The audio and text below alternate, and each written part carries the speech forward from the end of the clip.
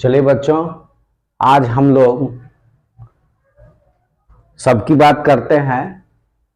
आज हम लोग अपनी बात कर लें। अभी तक हमने बहुतों की बात की,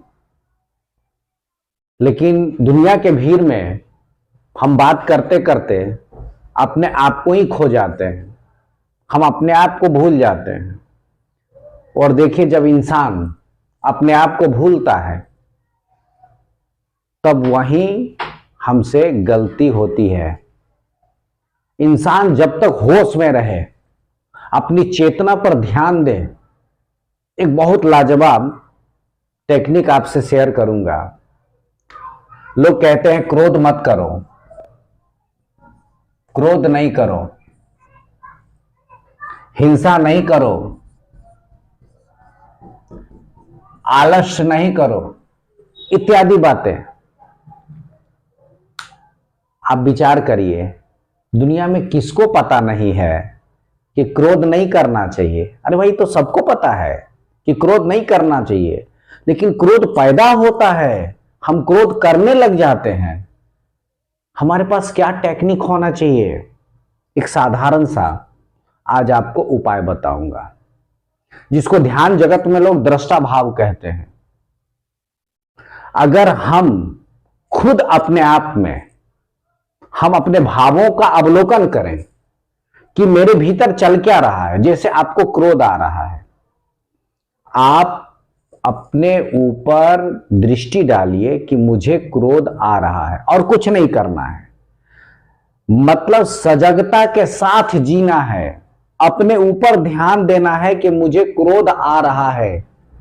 विश्वास कीजिए, अगर आप 2 मिनट भी अपने ऊपर आपने ध्यान दे दिया कि मुझे क्रोध आ रहा है, उसको देखिए कि क्रोध प्रकट हो रहा है, मेरे अंदर बढ़ रहा है। जैसे जैसे आप क्रोध को देखेंगे, क्रोध अपने आप में कुछ नहीं रहेगा, वह धीरे धीरे समाप्त हो जाएगा। तो अगर हम अपने आप को देखना शुरू कर दें, अपने आप का अवलोकन शुरू कर दें, तो बहुत सारा जो नकारात्मक ऊर्जा है वो हमारे अंदर से चला जाएगा। अपने बाबा कबीर का भी बहुत सारा दोहा पढ़ा होगा, उसमें काम, क्रोध, मोह, मद, लोभ, ये जितने हैं, इसको चोर कहा। क्यों चोर कहा? क्योंकि ये चोरी से आता है। चोर कब आता है? जब हम सो जाते हैं, रेस्ट में चले जाते हैं, अपनी चेतना को हम सुसुप्त कर देते हैं, बाहर जगत में हमारी चेतना नहीं रहती है, तभी चोर अंदर आता है और हमारे खजाने को लूट कर लेकर चला जाता है। बस ऐसा ही कुछ हमारे जीवन में होता है, बस ऐसा ही। कैसे? हमारा अपने ऊपर ध्यान नहीं रहता है। हम जगे तो होते हैं, लेकिन चेतना में मेरा ध्यान नहीं होता, मेरे भीतर क्या चल रहा है, क्या पैदा हो रहा है, कैसे विचार पैदा हो रहे हैं, इस पर हमारा ध्यान नहीं जाता है। बस हम उसको, क्रोध आया, क्रोध में जो भाव आता है हम उसको जिए चले जाते हैं। तो क्रोध का एक सूक्ष्म भाव है। विवेकानंद ने कहा है, ये सारे सूक्ष्म भाव हैं, बड़े महीन भाव हैं, जो पकड़ में नहीं आता है इसे, इसलिए चोर हैं। अगर आप जागे रहिएगा तो कोई चोर नहीं आएगा, आपके खजाने को नहीं ले जाएगा। ऐसे ही अगर हम अपने प्रति बस जगे रहें, थोड़े थोड़े देर पर अपना अवलोकन करें, तो क्या होगा?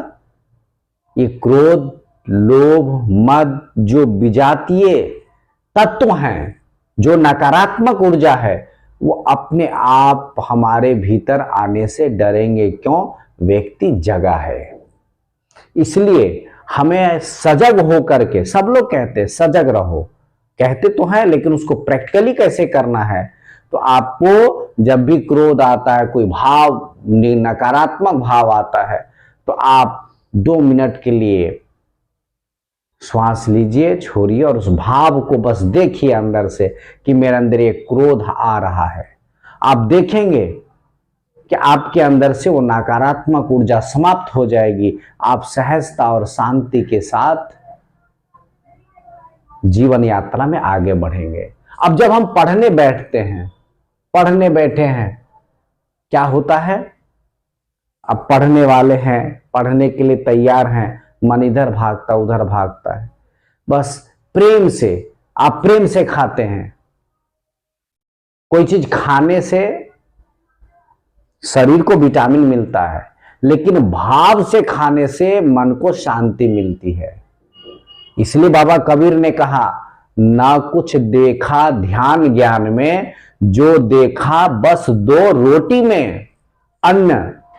अन्न अगर हम मन से भाव से खाते, जिस भाव से खाते हैं, वो भाव हमारे अंदर प्रकट होता है, पैदा होता है। तो उसी प्रकार से हम प्रेम से खाते हैं, प्रेम से सारा कुछ करते हैं। लेकिन सोच के देखिए, जो हमारे आपके जीवन का आधार है, श्वास और प्रश्वास की क्रिया, श्वास लेना और छोड़ना, इसको कभी प्रेम से किया है? अरे जीवन बदल जाएगी भाई।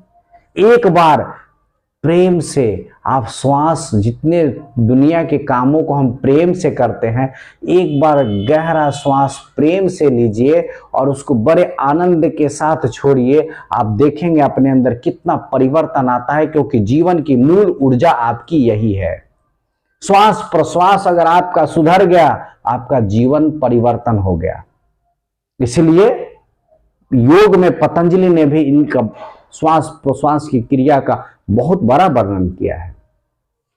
तो हम जब पढ़ने जाते हैं, प्रेम से श्वास लें और प्रेम के साथ उसको छोड़ें और अपने ऊपर अवलोकन करें। पहले अपना एक तस्वीर अपने सामने रखें कि मैं एक कामयाब इंसान हूं। देखिए, सोच में सारी शक्ति है आपके सोच में, क्योंकि सोच पैदा कहां से होता है? आपकी आत्मा से। और आपका आत्मा क्या है? परमात्मा है।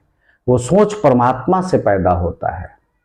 इसलिए जैसे एक सुई है, एक तलवार है, उसका आप उपयोग कैसा करते हैं, आप पर निर्भर करता है।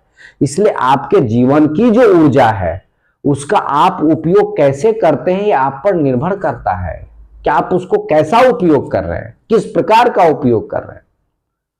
तो आपके अंदर जो जीवन की ऊर्जा है, उसका अगर सकारात्मक दिशा में हम प्रयोग करते हैं, अच्छाई के साथ प्रयोग करते हैं, तो अच्छे विचार पैदा होते हैं। अब अगर उस विचार को हम गलत दिशा में लगा देते हैं, तो वो गलत रास्ता, वो ऊर्जा फिर गलत चला जाता है। एक तलवार से व्यक्ति की मौत भी हो सकती है, एक तलवार से जीवन की रक्षा भी हो सकती है। इसमें तलवार का दोष कहां है? ऐसे ही ये ऊर्जा का दोष नहीं, ये आत्मा का दोष नहीं है, ये दोष हमारा और आपका होता है। इसलिए जीवन को सदा सकारात्मक दिशा में लगाए, सोच का तरीका बदल दें। विवेकानंद, रामकृष्ण परमहंस सब कहते थे कि अगर सोच बदलोगे तो दुनिया बदल जाएगी। इसलिए कहते हैं, जैसी दृष्टि ऐसी सृष्टि। एक कहानी, छोटा सा कहानी आपके साथ शेयर करना चाहते हैं, ध्यान से सुनिएगा। एक बूढ़ा शेर था, कई दिन से भूखा था, कई दिनों से भूखा था, भोजन की तलाश में वो था। देखा एक मांद से एक मूसा निकला, मूसक निकला। शेर ने उसका पीछा किया। मूसा भागा जा रहा है, मूसक भागा जा रहा है, शेर उसके पीछा करते करते करते करते परेशान हो गया। मूसा पुनः बिल में घुस गया। शेर हांफने लगा। हांफते हांफते वो बाहर से आवाज लगाता है, ये भैया तू मेरा विश्वास कर, मैं तुमको खाऊंगा नहीं। लेकिन तू इतना छोटा सा जीव है और मैं इतना बड़ा जीव हूं, मैं आज तुमको पकड़ नहीं पाया। मैं केवल इसका राज जानना चाहता हूं। मेरे अंदर तुमसे ज्यादा ऊर्जा है, तुमसे अधिक मेरे अंदर एनर्जी है, मेरा शरीर भी विशाल काय है तुम्हारी तुलना में, तुम एक छोटे से जीव हो, सूक्ष्म जीव हो, और मैं तुमको पकड़ नहीं पाया। आखिर कारण क्या है भैया, एक बार बता दे इसका रहस्य। जब 2-3 बार कहता है, मूसक कहता है थोड़ा पीछे हटो फिर बताता हूं, वो मान से थोड़ा बाहर निकला और कहा अंतर इतना ही है, तुम भूख के लिए दौड़ रहे थे और मैं जीवन के लिए दौड़ रहा था। फर्क दौड़ में कहां था? एक व्यक्ति जीवन बचाने के लिए एक जीव दौड़ रहा था और एक भूख के लिए दौड़ रहा था। दोनों में फर्क इतना ही था। आप किसी काम को किस जुनून से करते हैं, क्या सोच कर करते हैं, ये बहुत बड़ा मायने रखता है। आप पढ़ते तो हैं, लेकिन पढ़ते इसलिए हैं कि मां डांटेगी, पढ़ना पड़ेगा। पढ़ते तो इसलिए है पिताजी डांटेंगे इसलिए पढ़ना है, शिक्षक ने होमवर्क दिया इसलिए पढ़ना है। वहां आपका जुनून कम जाता है। आप किसी भय से पढ़ते हैं। जब इसलिए पढ़ेंगे कि मैं पढ़ूंगा और मैं इस कदर आगे बढ़ूंगा कि मैं पिता के नाम से नहीं, मेरे नाम से पिता जाने जाएंगे। मैं खानदान में एक ऐसी रोशनी जला दूंगा, एक ऐसी अलग जगह दूंगा कि मेरे नाम से उस गांव का नाम लोग, मेरे से उस गांव का परिचय होगा, मेरे से उस देश का परिचय होगा, मेरे से उस प्रांत का परिचय होगा। जब इस जुनून के साथ पढ़ेंगे, दुनिया की कोई ताकत नहीं है जो आपको परास्त कर पाएगी। इसलिए जीवन ऊर्जा को किस हाल में हम यूज करते हैं, कैसे यूज करते हैं, उसका ये हम पर डिपेंड करता है। एक छोटी सी और कहानी बताना चाहूंगा। कहानी उस आजादी के समय की है।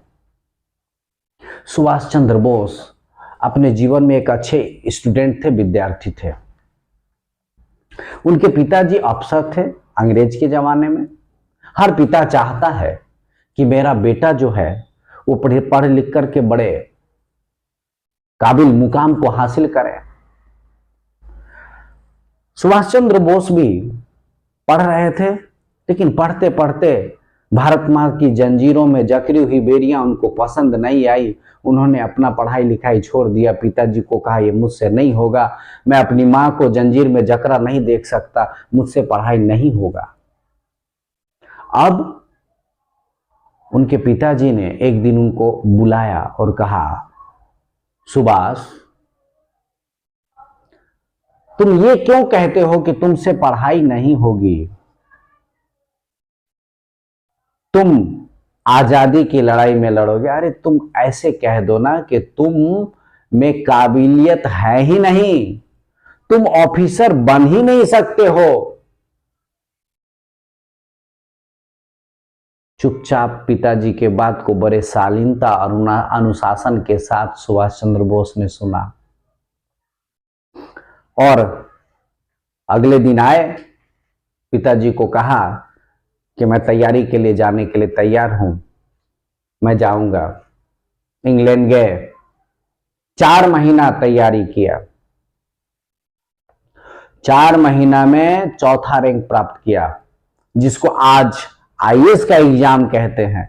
उस समय वही आईएएस का एग्जाम हुआ करता था और उस समय भारत और इंग्लैंड मिलाकर होता था। 4 महीने के तैयारी में सुभाष चंद्र बोस ने चौथा स्थान प्राप्त किया, ऑफिसर बन गए। आए, ज्वाइनिंग लेटर आया और पिताजी को दिखाया और उसके बाद दिखाने के बाद पिताजी ने कहा बहुत मैं खुश हूं बेटा, आज तू काबिलियत को साबित कर दिया, अब तू नौकरी करेगा। लेकिन सुभाष चंद्र बोस ने क्या किया, उस कागज को फाड़ दिया। कहा पिताजी सुभाष चंद्र बोस भारत मां का लाल है, आपने जो एक कहा कि मेरे अंदर वो काबिलियत नहीं है, मैं यही प्रूव आपको करना चाहता था, मैं यही चीज आपको दिखाना चाहता था और इसलिए मैंने मेहनत किया और सफल हुआ कि मैं काबिल हूं, मेरे अंदर क्षमता है। लेकिन मैं नहीं चाहता हूं मैं कोई अफसर बन करके और अपने ही भारत मां के लाल पर मैं अत्याचार करूं। भाइयों सोचिए वो कितना जुनून वाला व्यक्ति वो रहे होंगे। तो अंदर जब आग जलती है तो काम करने में मजा आता है। इसलिए अपने अंदर आग पैदा कीजिए, माता के डर से, पिता के डर से, समाज के डर से मत पढ़िए। इसलिए पढ़िए कि जीवन 60-70 साल का मिला है, इसमें एक ऐसा इतिहास रच दें कि हम किसी के नक्शे कदम पर ना चले, बल्कि हम एक ऐसे पद चिन्ह को छोड़ दें कि हमारे पद चिन्हों पर दुनिया चले। और ऐसा नहीं है कि हम ऐसा कर नहीं सकते हैं। अगर मोहनदास करमचंद गांधी डरबन स्टेशन पर नए विचारों को नहीं सोचते तो वहां वो मोहनदास करमचंद गांधी ही रहते। उन्होंने विचारों को बदला और विचार बदल गया, दृष्टि बदल गई, सृष्टि बदल गया। मोहनदास करमचंद गांधी उसी डरबन स्टेशन पर रह गए और वहां से जो उठा वो महात्मा गांधी था। इसलिए भाइयों, ओजस्वी विचारों के साथ जिए, चरैवेति चरैवेति, चलते जाएं, अपने लक्ष्य की ओर चलते जाएं। और जब तक आपको अपना मंजिल प्राप्त नहीं होता है तब तक चलते जाएं। और इसके लिए आपके अंदर एक नई ऊर्जा आपको पैदा करना। आप श्वासों को अपना आधार बनाएं और बना करके जो है अपने मंजिल को हासिल करने में जो है वो पूरे मनयोग से उसको करें। क्योंकि जब मनयोग से हम कोई काम करेंगे तभी वो काम सफल होगा। तो अपने ऊपर ध्यान रखें। जब कभी विजातीय तत्व आता हो तो उसको ध्यान से देखें और ध्यान से देख करके उसको अलग करें और अलग करके मन को शांत करके और अपने ऊपर अपना एक मापदंड रखें कि मेरे को ऐसा करना है, मेरे को ऐसा बनना है और दुनिया की कोई ताकत नहीं। क्योंकि जब आदमी विचार पैदा कर लेता है, उस पर चलता है, वो निश्चित रूप से कामयाब होता है।